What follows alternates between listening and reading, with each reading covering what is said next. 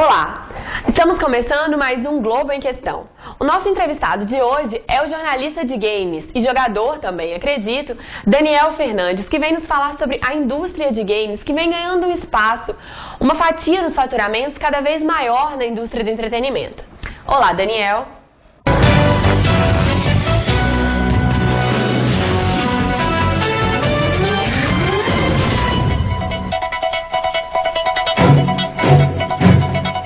A indústria de games sempre movimentou uma quantia muito grande de dinheiro, mas pelo menos na minha opinião, nunca houve um fenômeno, uma explosão tão grande como a gente tem visto hoje.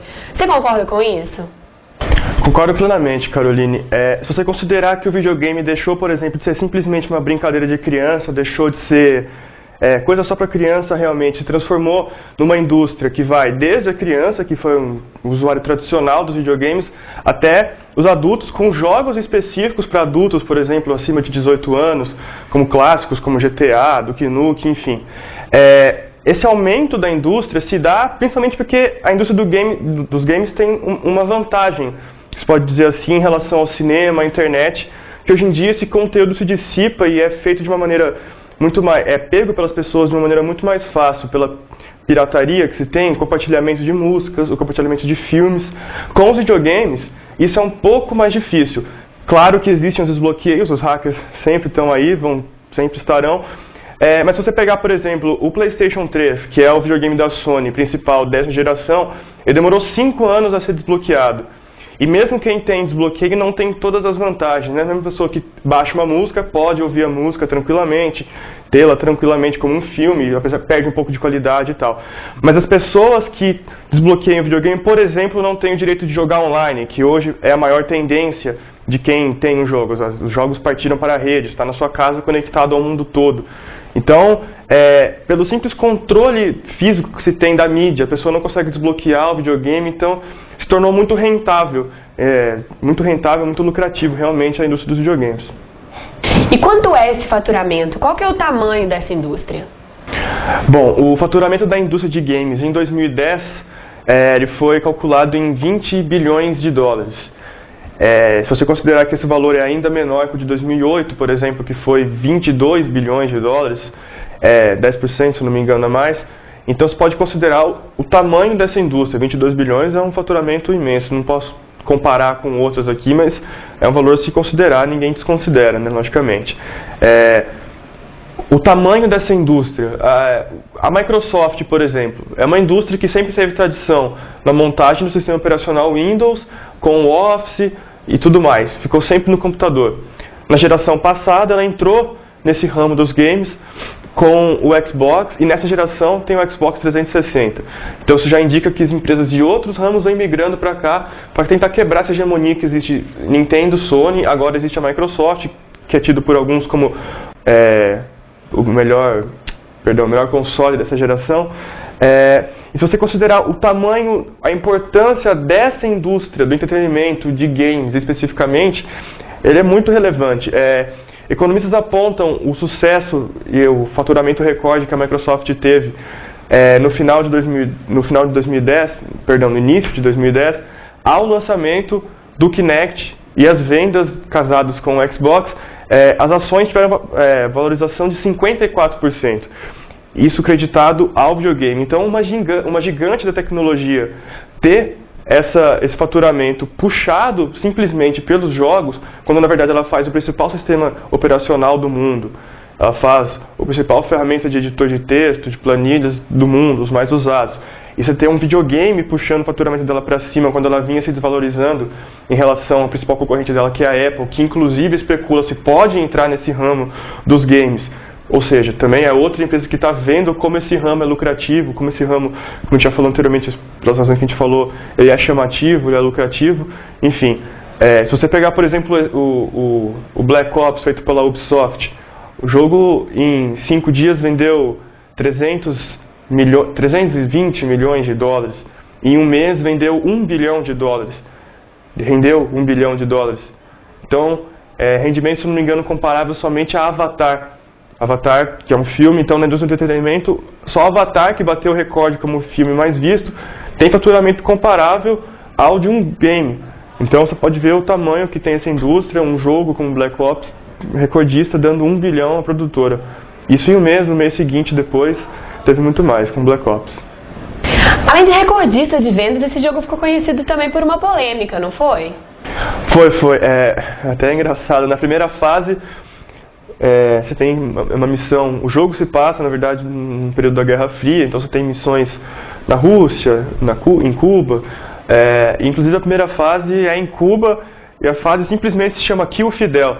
O jogo chegou a gerar polêmicas diplomáticas. O governo de Cuba pediu para que o jogo fosse proibido, que era uma afronta, que era uma demonstração do governo americano, da intolerância dos americanos, porque não simplesmente chama-se Kill Fidel, como você mata o Fidel. Talvez a gente pode mostrar a cena, se a gente estiver aqui. Você invade o quarto e dá um tiro na cabeça do Fidel, numa morte que se assemelha bastante ao que aconteceu com Osama Bin Laden, assim, que dizem os americanos, ele pegou uma mulher pelo pescoço e tentou se proteger. No jogo, o Fidel faz algo parecido, ele tem que se proteger com uma refém, e seu principal desafio na hora ali, fora conseguir chegar na casa dele em si, é dar um tiro na cabeça dele sem acertar a refém e matar o demônio, né, matar o inimigo principal. Então você pega, por exemplo, o simples fato do Fidel ser o inimigo na Guerra Fria e você ter que matá-lo, por exemplo, isso já mostra um pouco o perigo dessa hegemonia que tem esses principais polos de desenvolvimento de games, que é Japão, Europa e Estados Unidos, que são os países que detêm o maior poderio tecnológico, e a indústria do game requer totalmente tecnologia. Então isso já mostra um pouco da dominação ideológica, cultural, que acaba se espalhando, querendo ou não. Numa fase, muitos acharam engraçado matar o Fidel, mas esse jogo Call of Duty, inclusive, já gerou outras polêmicas, já chegou a ser proibido em outros países, não esse caso, o jogo anterior, o Modern Warfare 2, e sempre são recordistas de jogos e sempre gerando polêmica, ou sendo proibido, ou matando o governante de um país que ainda está em exercício, goste ou não. É a mesma coisa que a gente colocar um jogo aqui no Rio de Janeiro e alguém simplesmente vai e mata o Lula, ou mata a Dilma agora, né? Então, é algo a se considerar. Você falou um pouco sobre dominação cultural americana. Você acha que os games são uma forma de propagar essas ideologias americanas?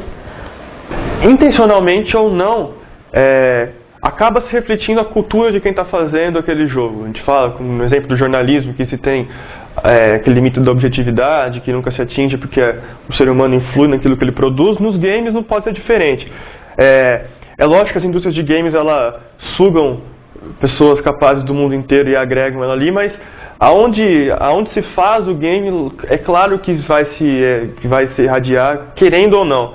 A gente tem alguns exemplos propositais, pelo menos na minha opinião, por exemplo, como Medal of Honor, que é um jogo que sempre se pautou na Segunda Guerra Mundial, em que os Estados Unidos sempre saíram como os heróis da humanidade, entraram para salvar o mundo do nazismo, do monstro nazista, do Hitler, que realmente era, etc. E por perder um pouco o sentido de fazer tantos jogos em sequência da Segunda Guerra Mundial, acabou um pouco o sentido, acabou a história do que se fazer. Então eles partiram para algo mais moderno, modernizaram a história, e se fala agora do conflito no Afeganistão. Então, novamente, você tem essa eleição do herói, essa seleção, né, do herói e do bandido, né, do vilão e do herói. E você, logicamente, é um americano e os talibãs ali, é algo como se parecesse que o Afeganistão inteiro é inimigo, assim, como se fosse um novo Vietnã, talvez, assim. E chega ao absurdo de, no final, a cena final do jogo, assim, é uma exaltação completa, porque vou fazer até um spoiler, quem for jogar me desculpe, o herói principal acaba morrendo no final. Você controla 2 pessoas durante o jogo, uma delas morre, e a cena final é você sendo carregado num caixão com todos os soldados que foram tentar o resgate dele, só que ele não resiste, porque ele tinha sido sequestrado, etc. Saindo daquilo, daí começa a passar uma mensagem maravilhosa aos soldados americanos que dão sua vida pelo país. Então, isso, querendo ou não, já propaga um pouco dessa ideia, né? Ao se pensar, por exemplo, que os filmes também se assemelham cada vez mais com a roteirização de filmes, então tem toda uma história, todo um contexto. Então a pessoa, essa questão do vilão e do bandido não é simplesmente porque você é desse time contra aquele time. Então tem toda a história, então eles te contextualizam e te fazem a pensar que aquele é de fato o vilão e que você é o herói. Então, no caso do Medal of Honor, isso fica claríssimo, assim. Então, é um jogo super recente, de 2010, no final de 2010.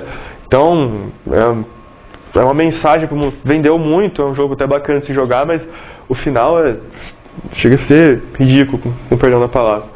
Além da linguagem, então, a mensagem é a mesma? De fato, a linguagem vem se assemelhando realmente bastante. Se você considerar alguns jogos como um clássico da nova geração, que é o Alan Wake, por exemplo, da Microsoft, que ele é feito baseado na estrutura de uma minissérie. Então você vai viajando por capítulos, no final você acaba o capítulo e tem aquela coisa tradicional dos seriados americanos anteriormente, no episódio anterior e tal, e faz uma releitura do que aconteceu. A história é super bem trabalhada, é um jogo muito bom realmente. Essa questão da linguagem, ela vem sendo trabalhada realmente como se você estivesse emergindo realmente, se estivesse vendo um filme, né? Porque a gente tem a tecnologia HD nos jogos, então os gráficos são muito bem feitos, é tudo em alta definição. Os ângulos de câmera, não simplesmente a linguagem do roteiro, mas os ângulos de câmera, os filmes, tudo é baseado em cinema. Então, é como se você estivesse vendo um filme e interagindo com o filme, a lógica mais ou menos assim, né? Não é feito pensando totalmente nisso, mas é como se você estivesse controlando aquilo, uma realidade na sua frente, porque é tudo muito perfeito, tudo muito bem feito. Ao mesmo tempo que a linguagem vem se assemelhando com o cinema e vem se trabalhando nisso, fica muito mais fácil, por exemplo, de se passar essa mensagem, né? Porque você não tem simplesmente o jogo que é Pac-Man, que você fica andando num trilhozinho comendo fantasminhas, então aquilo não tem uma grande lógica, uma grande história. Isso simplesmente é um desafio, é um jogo legal, um jogo clássico, você tem que passar por aquilo.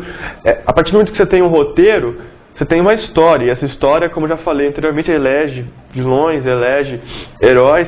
Então, essa escolha, né, essas mensagens, o jeito que vai se dando, e propositalmente ou não, como eu já falei, acaba passando um pouco através do roteiro, você pega alguns jogos como GTA, que se retratam os Estados Unidos, assim, esse modo de vida americano, é sempre baseado no jeito que eles vivem, sempre baseado no jeito europeu. E quais os riscos que esse fenômeno pode trazer, na sua opinião? Bom, em relação aos riscos, para mim, talvez, essa questão dos games, ela é um pouco mais perigosa até do que o cinema, assim. Eu vejo muitos jovens jogando mais videogame hoje em dia, então, e não lendo tanto, por exemplo, não vendo tanto cinema. E se você considerar que essa produção de jogos, ela é muito mais concentrada do que cinema, literatura, por exemplo, então isso é realmente muito mais perigoso, porque como eu já te falei, é a Europa, alguns países da Europa, os países mais desenvolvidos, Japão e Estados Unidos, que basicamente produzem tudo que é consumido em relação a jogos para console no mundo. Cinema, por pior que seja, por mais fraco e menos assistido que seja, existe produção local, existe produção nos países. Por mais que os enlatados assim predominem nas salas, sejam os mais assistidos, no Brasil, por exemplo, a gente tem uma grande produção, a gente tem leis de incentivo, não estou falando que é perfeito, mas existe pelo menos uma produção nacional. Isso não quer dizer que ela não seja influenciada por fora, isso é uma outra discussão. O que eu estou dizendo é que existe. Em relação a games, não existe. Você não tem um jogo de Xbox brasileiro. Você tem jogos de computador brasileiros que ninguém conhece, por exemplo. Então isso é realmente muito mais perigoso, na minha opinião. Bom, infelizmente nosso tempo acabou. Muito obrigada, Daniel. O Globo em Questão fica por aqui. Até o próximo programa.